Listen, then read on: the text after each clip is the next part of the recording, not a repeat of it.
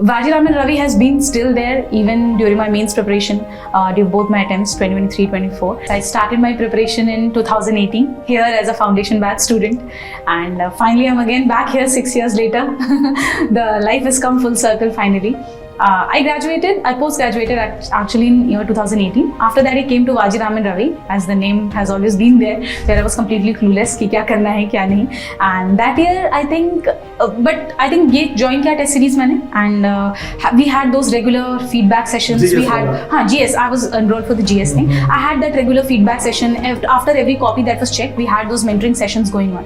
So उससे पता चलता था what is wrong, where I should add on, what is the changes I need to make, etc. So it went like that, and I really scored good in GS. Last year also it was 435 marks in GS 1, 2, 3, 4. Hello everyone, मेरा नाम कनिका अनब है और इस साल के Indian forest service examinations में मुझे first rank आया है. और इस वीडियो में मैं अपनी फॉरेस्ट्री की स्ट्रैटेजी आपके साथ शेयर करना चाहूँगी. So as you would know कि IFOS के मेंस में, because this is a technical service, आपको 2 ऑप्शनल चाहिए होते हैं. तो मेरा एक ऑप्शनल जूलॉजी था जो कि मेरा सिविल सर्विसेज से कॉमन ऑप्शनल था, and the second optional was forestry. Now forestry something जो कि मैंने पहले कभी नहीं पढ़ा है. It was a completely new optional for me, और टाइम था मेरे पास, आप समझ लीजिए 45 to 50 डेज का. मैंने 10th अक्टूबर अराउंड से पढ़ाई शुरू की है. After my civil services mains got over let's say on 29th और 30th ऑफ सितंबर, और 24 नवंबर से इधर के मेन्स स्टार्ट थे फॉरेस्ट्री के. सो मेरे पास इतने दिनों का टाइम था. बट आपको ये नहीं सोचना है कि ये कुछ एक्स्ट्रॉर्डनरी या इम्पॉसिबल हो गया, because this is absolutely doable. In fact there have been toppers जिन्होंने 2 नए ऑप्शनल्स लेकर भी इस पीरियड ऑफ टाइम में पढ़ाई करके एग्जाम क्लियर किया है. So it is absolutely doable. तो मैं बताऊंगी कि मैंने क्या किया था. सो फॉरेस्ट्री का पहले अगर आप सिलेबस देख लें तो देर आर 2 पेपर्स. पेपर 1 में 2 पार्ट्स हैं. Part A and part B. Part A जो है, it's a highly technical part and it is the soul of forestry.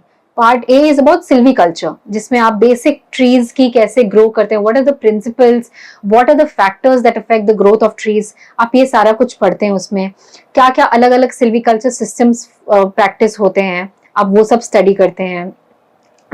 Mangroves, cold desserts, ये जो स्पेशल टाइप के इकोसिस्टम्स हैं, वहाँ पे क्या ट्रीज होते हैं, ये सब आप स्टडी करते हैं.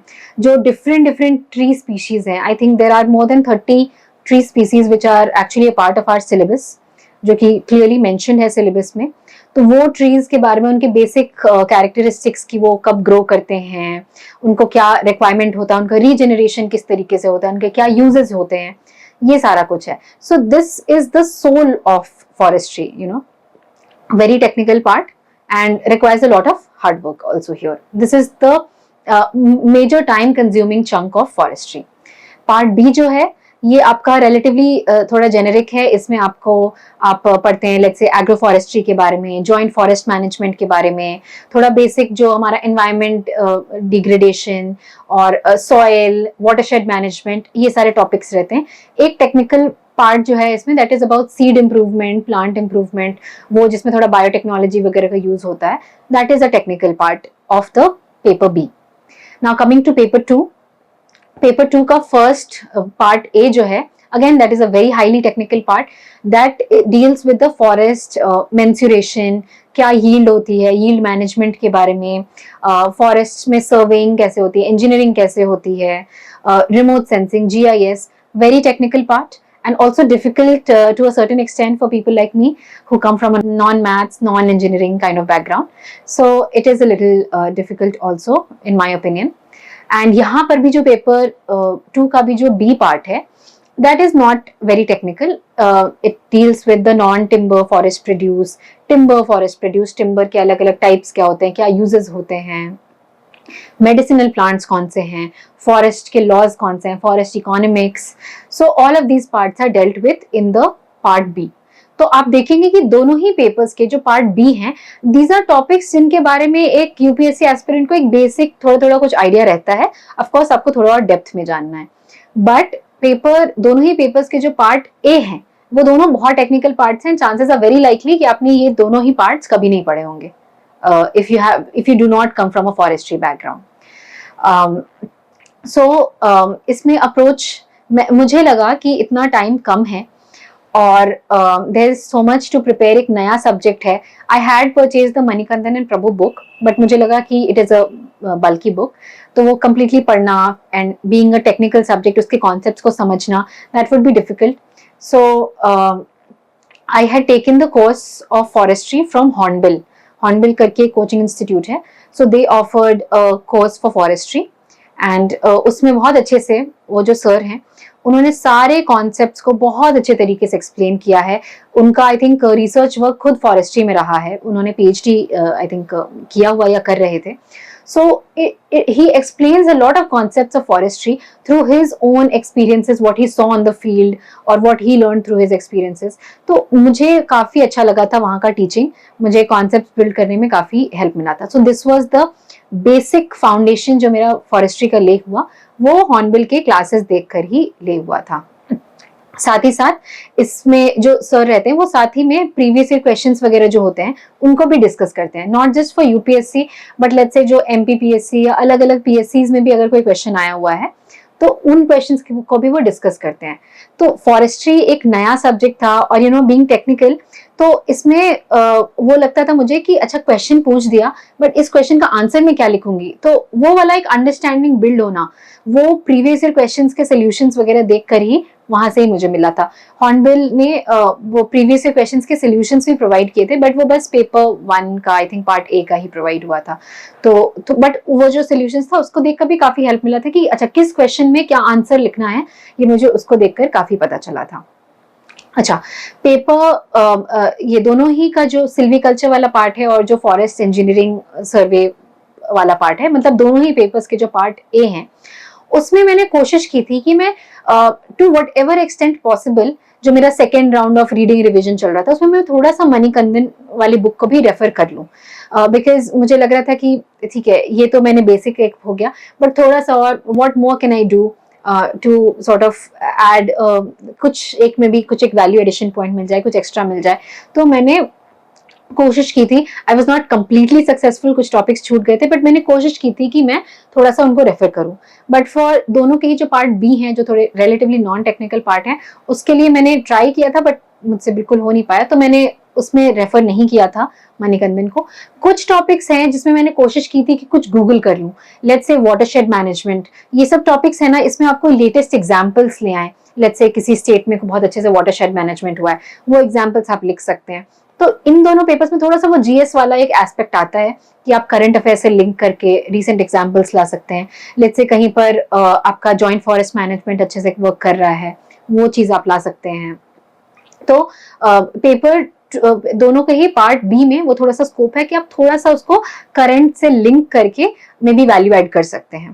पेपर दोनों के पार्ट ए में वैल्यू ऐड करने का इन माय अंडरस्टैंडिंग जो तरीका है that is by being more technical, by using more technical keywords, by adding diagrams, by let's say referring to the book, वहां से कुछ एक additional nuance अगर मिल पा रहा है वहां से अगर आपने उठा लिया तो वो आप रेफर कर सकते हैं और उससे आपका थोड़ा सा वैल्यू ऐड हो सकता है.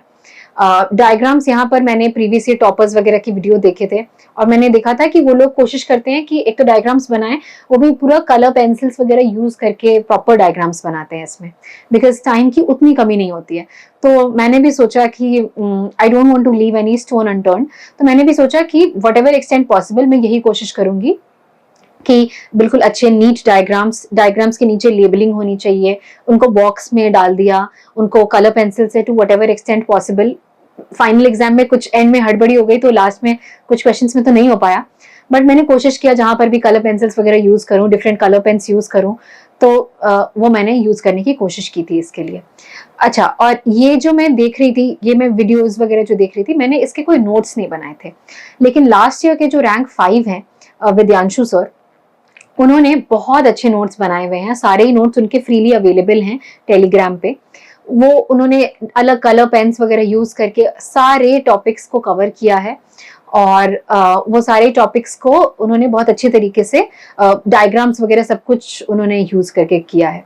तो मैं उनके नोट्स को खोल के उनको लाइक आईपैड पे मैंने उनके नोट्स को खोल लिया और सर के वीडियोस चला लिए, हॉर्नबिल क्लासेस के वीडियोस, और उससे मुझे लग रहा था कि अगर कुछ एक्स्ट्रा मिल रहा है तो मैं उसमें ही ऐड कर लेती थी, कुछ अगर मुझे एक्स्ट्रा दिखा तो। मणिकंदन से भी अगर मुझे कुछ एक्स्ट्रा पॉइंट मिला, आई थिंक जैसे बैम्बू, सैंडलवुड, वो वाला जो पार्ट्स है उसमें बहुत अच्छे से एक्सप्लेन्ड है। लेट्स से कि ग्रेगेरियस फ्लावरिंग वगैरह जो चीजें होती है, ये मणिकंदन में बहुत अच्छे से एक्सप्लेन्ड है। मैंने हॉर्नबिल का स्टडी मटेरियल नहीं लिया था, I think that is quite bulky, some 900 to 1200 pages, तो मुझे पता था मैं इतना तो पढ़ नहीं पाऊंगी, तो इसलिए मैंने मणिकंदन को ही रेफर किया था फॉर वैल्यू एडिशन। और तो मुझे जहां पर भी एक्स्ट्रा लगा तो वो मैं कोशिश करती थी कि विद्यांशु सर वाले नोट्स में थोड़ा बहुत ऐड कर दिया मैंने। साथ ही प्रीवियस ईयर क्वेश्चंस वगैरह को भी थोड़ा रेफर करते रहना होता है बीच बीच में, कि आपको पता चले कि क्या क्या क्वेश्चंस पूछते हैं, कौन से इनके फेवरेट टॉपिक्स हैं। आपने देखा होगा अगर प्रीवियस ईयर क्वेश्चंस, तो मैंग्रोव्स, कोल्ड डेजर्ट्स ऐसे टॉपिक हैं कि हर साल क्वेश्चन रहता है इस पर। Even bamboo is one of the very favourite topics, dying back in shorea robusta, ये सब बहुत फेवरेट टॉपिक्स हैं यूपीएससी के। So these they try to repeat these topics, तो ये वाले टॉपिक्स पे हमारा ग्रिप स्ट्रांग होना चाहिए। सो इस तरीके से आप प्रिपेयर कर सकते हैं। No need for self notes, अच्छे खासे टॉपर नोट्स अवेलेबल हैं, आप उनमें ऐड करते जाइए। कुछ एक्स्ट्रा लग रहा है, मे बी 2-3 शीट्स आप एक्स्ट्रा लगा लीजिए।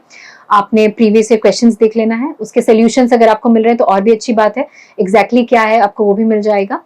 तो ये पूरा ओवरऑल था फॉर फॉरेस्ट्री। इसके अलावा मैंने टेस्ट लिखे थे, मैंने हॉर्नबिल में ही टेस्ट सीरीज लिया था। वहां पर मैंने 4 टेस्ट लिखे थे। टेस्ट सीरीज तो आई थिंक कुछ 6-8 टेस्ट की थी, बट उतने का टाइम नहीं था, but I wrote 4 test. And but वहां पर एक दिक्कत थी कि इवैल्यूएशन टाइम पर नहीं हो पाया था, मेरा बस एक ही टेस्ट इवैल्यूएट हो पाया था। बट उससे जो भी मुझे थोड़ा बहुत जो सीखने को मिला, उसका सोल्यूशंस देखकर मुझे थोड़ा बहुत जो सीखने को मिला, तो I try to incorporate all of that also.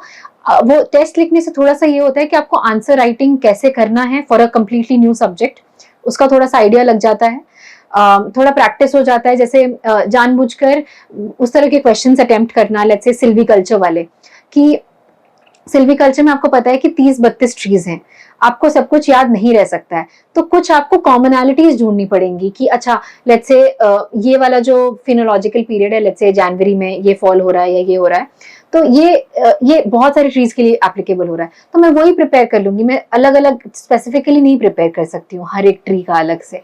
तो वो सब चीज आप कैसे लिख पा रहे हैं पेपर में, ये सब का प्रैक्टिस हो जाता है थोड़ा टेस्ट के थ्रू। उसके बाद आप एनालाइज कर सकते हैं टेस्ट को, आप अपना प्रेजेंटेशन भी थोड़ा देख सकते हैं। मैं कोशिश करती थी कि मैं वट एवर एक्सटेंट पॉसिबल, मैंने ये जूलॉजी में भी किया है और फॉरेस्ट्री में भी, वट एवर एक्सटेंट पॉसिबल मैं अपने आंसर को टेब्यूलर फॉर्म में डाल देती थी। अगर इस तरह के जैसे स्पीसीज, 2 अलग स्पीसीज दिए हुए हैं कि इनके बारे में लिखना है, तो मैं टेबल में डाल के एक तरफ स्पीसीज का नाम, दूसरी तरफ स्पीसीज का डिस्क्रिप्शन। लेट्स से प्लांटेशन के पैटर्न्स हैं, triangular pattern and rectangular, whatever patterns are there, एक तरफ पैटर्न डाल दिया, उसके दूसरी तरफ उसका जो भी डिस्क्रिप्शन है, उसका एक डायग्राम है, उससे रिलेटेड एक फॉर्मूला है, वो सारा कुछ मैं दूसरी तरफ डाल देती थी। तो वो एक थोड़ा प्रेजेंटेशन थोड़ा नीट लगने लगता है, थोड़ा सा ऑर्गेनाइज्ड लगने लगता है।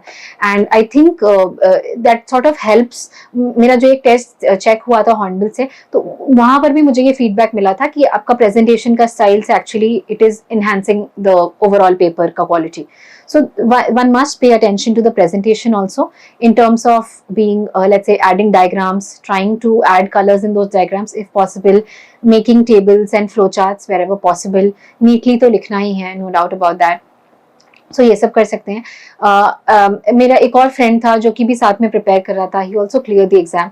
तो हम लोग कभी कभी एक दूसरे के आंसर्स, कॉपीज थोड़ा सा एक्सचेंज करते थे, एंड वी टू सी कि what is actually missing in the other person, या what can I learn from the other person. तो वो थोड़ा सा वो प्योर हेल्प मिल गया था, तो उससे भी actually I think overall preparation में मुझे हेल्प मिली थी।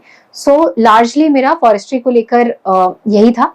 और पेपर अटेम्प्टिंग के बारे में अगर आप बात करें तो कोशिश करिए कि जो आपका paper 1 section, paper part A वाला जो पार्ट रहता है, जो टेक्निकल पार्ट्स रहता है दोनों ही पेपर्स का, कोशिश करिए कि आप वहां से 2 क्वेश्चंस अटेम्प्ट करें apart from the compulsory one, because those are the more technical parts and वहां पर मार्क्स उठते हैं। जो दूसरे जो पार्ट बी हैं दोनों के ही, वो आपने देखा होगा कि थोड़ा रिलेटिवली नॉन टेक्निकल है, कोई ऐसे भी लिख सकता है। तो जो मेरा पेपर 1 था फॉरेस्ट्री का, उसमें तो मैंने ये फॉलो किया था, बट पेपर 2 जो आया था इस बार, it was quite difficult, and उसमें से जो फर्स्ट पार्ट है उसमें से 2 क्वेश्चंस अटेम्प्ट करना was not possible for me, तो मैंने उसमें किया था पार्ट बी से ही 2 क्वेश्चंस अटेम्प्ट, और वहां से बस 1 किया था। तो आप कस्टमाइज कर सकते हैं, आप रिजिड मत होइए कि यही करना है, लेकिन कोशिश आपका फर्स्ट एंडेवर आपका यही रहना चाहिए कि दोनों के पार्ट ए से आप टेक्निकल क्वेश्चंस को अटेम्प्ट करने की कोशिश करें, जिससे आपका स्कोर भी मैक्सिमाइज हो सकता है। So that's it for my strategy for forestry. All the best to you. Thank you.